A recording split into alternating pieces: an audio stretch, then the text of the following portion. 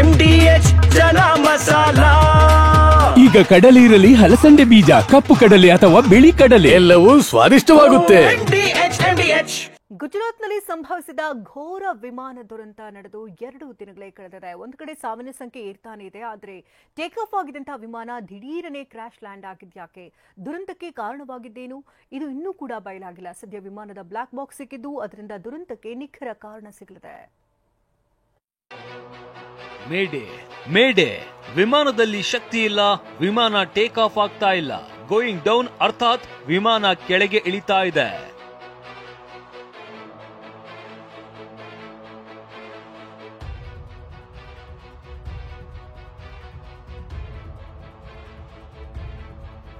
ಕೆಲವು ಸೆಕೆಂಡ್ಗಳಷ್ಟೇ ಗುಜರಾತ್ನ ಘೋರ ವಿಮಾನ ದುರಂತಕ್ಕೂ ಮುನ್ನ ಪೈಲಟ್ ಎಟಿಸಿಗೆ ಕೊನೆಯ ಸಂದೇಶ ಕಳಿಸಿದ ಕೆಲವೇ ಸೆಕೆಂಡ್ಗಳಲ್ಲಿ ವಿಮಾನ ಪತನವಾಗಿತ್ತು.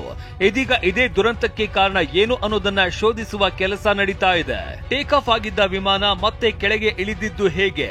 ಇಂಜಿನ್ ದೋಷಾನ, ಪಕ್ಷಿಗಳು ಡಿಕ್ಕಿ ಹೊಡೆದ್ವಾ, ವಿಮಾನದ ಇಂಧನಕ್ಕೆ ನೀರು ಅಥವಾ ಕಲುಷಿತ ವಸ್ತು ಸೇರಿಕೊಂಡಿತ್ತ, ವಿಮಾನದ ತಂತ್ರಾಂಶ ವ್ಯವಸ್ಥೆ ಹ್ಯಾಕ್ ಮಾಡಲಾಗಿತ್ತ, ಪೈಲಟ್ ತಪ್ಪಿನಿಂದ ದುರಂತ ಸಂಭವಿಸಿತ ಅಥವಾ ಈ ದುರಂತ ವಿಧ್ವಂಸಕ ಕೃತ್ಯದ ಭಾಗ ಆಗಿರಬಹುದಾ?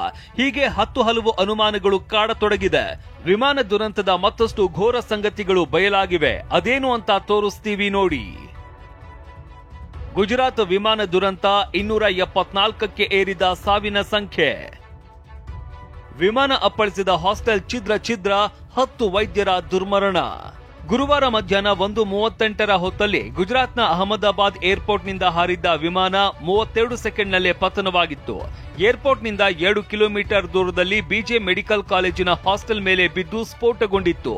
ಇದೇ ದುರಂತದಲ್ಲಿ ಮೃತಪಟ್ಟವರ ಸಂಖ್ಯೆ 274ಕ್ಕೆ ಏರಿದೆ.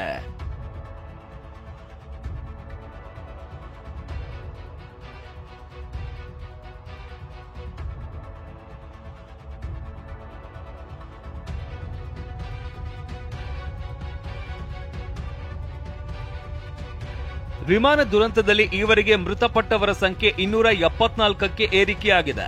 ವಿಮಾನದಲ್ಲಿ ಇದ್ದ 241 ಪ್ರಯಾಣಿಕರು, 10 ವೈದ್ಯರು, ಹಾಸ್ಟೆಲ್ನಲ್ಲಿ ಇದ್ದ 22 ವೈದ್ಯಕೀಯ ವಿದ್ಯಾರ್ಥಿಗಳು ಸೇರಿದಂತೆ ಟೀ ಅಂಗಡಿಯಲ್ಲಿ ಇದ್ದ ಬಾಲಕ ಆಕಾಶ ಸೇರಿ 274 ಮಂದಿ ಮೃತಪಟ್ಟಿದ್ದಾರೆ. ಕಟ್ಟಡಕ್ಕೆ ಅಪ್ಪಳಿಸಿದ ವಿಮಾನದ ಬಾಲದ ಬಳಿ ಸಿಕ್ತು ಗಗನಸಖಿ ಮೃತದೇಹ. ಮೃತದೇಹಗಳು ಸುಟ್ಟು ಕರಕಲು, ಡಿಎನ್ಎ ಟೆಸ್ಟ್ ಮೂಲಕ ಗುರುತು ಪತ್ತೆ.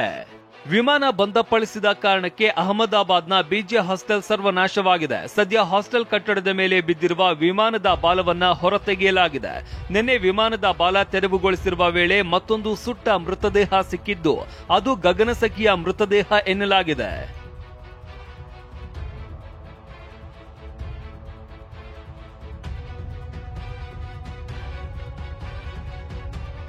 ದುರಂತ ಸ್ಥಳದಲ್ಲಿ ಒಂದರ ಹಿಂದೆ ಒಂದರಂತೆ ಸಿಗ್ತಾ ಇರುವ ಮೃತದೇಹಗಳು ಗುರುತು ಹಿಡಿಯದಷ್ಟು ಕರಕಲಾಗಿದ್ದು ಡಿಎನ್ಎ ಟೆಸ್ಟ್ ಮೂಲಕವೇ ಶವಗಳನ್ನ ಗುರುತು ಪತ್ತೆ ಹಚ್ಚಲಾಗ್ತಾ ಇದೆ. ಈವರೆಗೆ 11 ಮೃತರ ಡಿಎನ್ಎ ಸ್ಯಾಂಪಲ್ ಮ್ಯಾಚ್ ಆಗಿದೆ.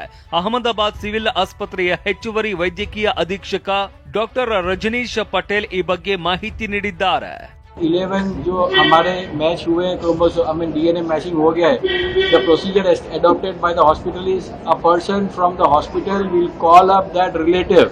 He will be taken, identified, the papers will be verified and appropriate body will be handed over to him. ಸಂಬಂಧಿಕರ ಹಲ್ಲು, ಮೂಳೆ, ತಲೆ ಕೂದಲು ಸ್ವಾಬ್ ಪಡೆದು ಟೆಸ್ಟ್ ಮಾಡಲಾಗ್ತಾ ಇದೆ. ಮೃತರ ಪೋಷಕರು ಮಕ್ಕಳ ದೇಹದ ಮಾದರಿ ಸಂಗ್ರಹಿಸಲಾಗ್ತಾ ಇದೆ.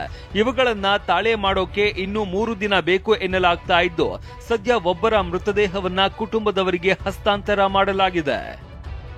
ಹರೀಶ್, ಟಿವಿ9 ಅಹಮದಾಬಾದ್. ವಾಹ್, ಯಾಕೆ ಈಗ ಬಂತ ಸ್ವಾದ? ಖಂಡಿತ ಈಗ ಬಂತು ಅಸಲಿ ಸ್ವಾದ. MDH chunky chaat masala life ಅಲ್ಲಿ ಅಸಲಿ ಸ್ವಾದ ತರುತ್ತೆ. ಅಸಲಿ ಮಸಾಲ, ಎಸ್ ಎಸ್ MDH.